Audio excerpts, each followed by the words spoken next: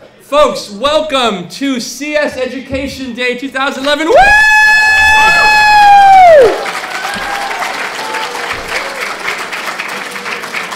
This is great. This is great. How exciting it is to be standing here looking at these shining faces. You folks are the future. It's really very exciting. We want to welcome you to Berkeley. We want to welcome you to the EECS department. Welcome you to the College of Engineering. We have a couple of, this day is going to be so filled with just amazing, amazing things. In the morning, we're going to have a session here for about 2 hours where unbelievably inspiring speakers are going to be coming one after the other to show you some of the best things that we have in our department and in our college and in our university. We're going to have a robot demo. We're going to have a demo from students who have just taken our first intro class in computing. These students are often non-majors. They are only probably 8 months, 9 months, 12 months older than you, and we're going to show you what they can do in only one semester, so that's really exciting.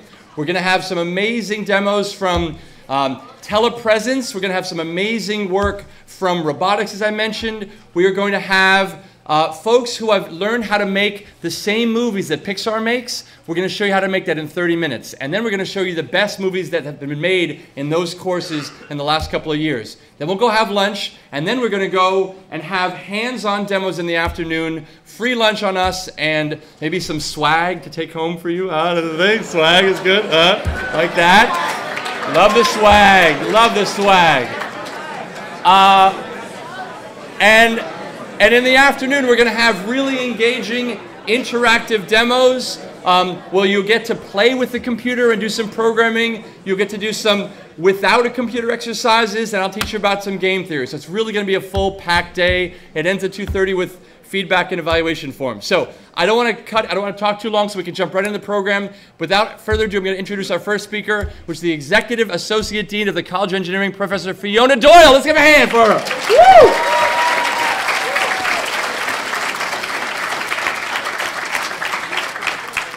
Well, it's a great pleasure to welcome you to the College of Engineering. Now, you're going to be spending most of the day on computing, but before we start, our sports teams need all the help they can get. And so since you're here, I'm going to avail myself of the opportunity to teach you a Go Bears chant. So I'll say go, and you say Bears, and we're going to do this a couple of times to see if we can raise the roof. Okay. Go Bears! Go Bears! Go Bears! Okay, we need it louder. All right, you need to really try. Okay, one more time. Go Bears! Go Bears! Go Bears! Okay, all right, that'll do it.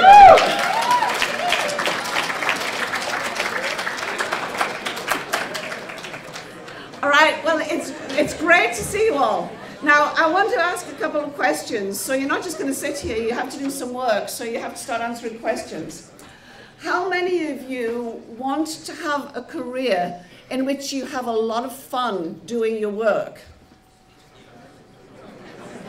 Okay, all right. Good, that's the right answer.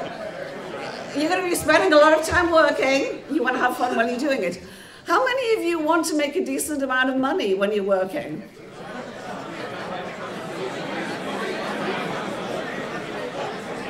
Yeah, it's so much more fun if you're having fun and making money. How many of you, on a more serious note, how many of you want to change the world and make a difference to society?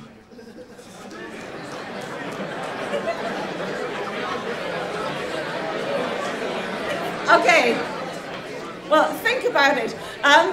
But you're in the right place because computing will allow you to do all of these. Most people are aware of the fact that people have fun doing computing. Most people are aware of the fact that people can make a lot of money doing computing. Fewer people realize how computing has completely revolutionized society. It's revolutionized the whole business arena, but it also makes a huge difference to the quality of life of countless numbers of people. So this is an area where you really can have it all. So the activities today are going to give you an idea of the fun that you can have. You can take it from everybody that there's a lot of money to be made doing this, but you'll also be hearing, and I'd like you to reflect on how computing can actually change the world. So if you continue in this field, you're going to have a bunch of fun and a huge amount of satisfaction. So once again, on behalf of the college, welcome here. Have a blast today. I know you're going to.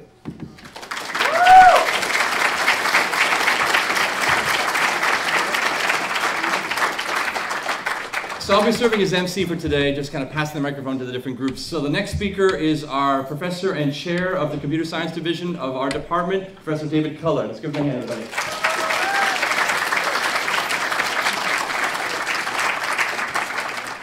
So thank you all for joining us today. I know it was tough getting away from classes to come and have just a little bit of fun and play with robots. But I guess I should start with, maybe I'll tell you a little personal story. So I grew up as a computer brat. There's a few of us that are a couple of generations. So, you know, my dad's friends did things like invent the mouse. You know, this is in the days where you're punching those cards, and no, what this thing needs is a mouse, right? So the world has changed. I thought I'd talk to you a little bit about that, and in particular, what I thought I'd do was get you to think about, if you're thinking about going to college, maybe jobs 10 years from now, how much is the world going to change? How much is that? But of course, we all know that science and engineering is hard work, so I thought I'd start with a graph. We got to do that. What's this graph? This is time. So there's a couple of important points on this. There in 1990 is the web. That's the end of pre-recorded history.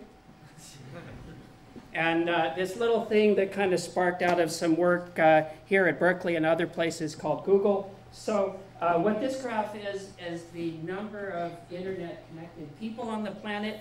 The United States, we got in there early, kind of peaked out. This year was interesting.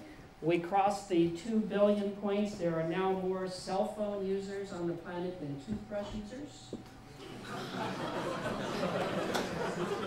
We're starting to see the effect of that on the world around you. So I grabbed, and you know, there's some other little bits and pieces of the technology that the folks that you're going to meet today have been creating, will continue to create. So I grabbed a couple of little pictures just to get us kind of started. There was a crazy guy that spun out of Berkeley that thought maybe this thing called the internet and the web is something. Let's keep an eye on that. So there is this Internet Archive. You can go back in time. So I thought I'd ground us. This is, for example, Billboard 10 years ago. Some things never change. You know, here it is today. Okay, she's 10 years older. So this is what Apple looked like 10 years ago. There was the iPod had just arrived. So this is here when you were in first grade, second grade, kindergarten. There is this thing called Wi-Fi, the airport. We might have wireless computers. In fact, there was this cool, you know, new laptop that was no longer luggable. And maybe even Office should run on a Mac. What a concept, right? You know, who would have thought that today, massive computing connectivity everywhere around us? The answer is we did. The kinds of things we were doing then is this, the kind of things that you will be doing, who knows? And yes, the iCloud, the TV, the world has changed. So, you know, some of you may be thinking about going in physics. 10 years ago, we've been building the Hadron Collider for 20 years. Now we got data, we can do something useful. Or some of you are paying attention to video games, you know, PlayStation then.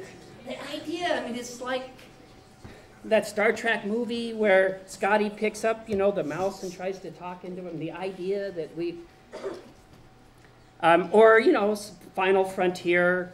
We had the space shuttle. We had it for a long time. We no longer have the space shuttle, but Facebook. Of course, this was tough because I can go back 2 years ago and it looks like that.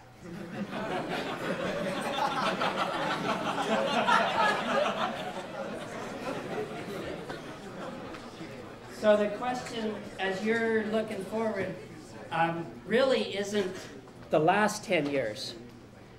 and the incredible transformation that computer science has had on the world, but the next 10 years. So that's the question I'd like to leave you with today.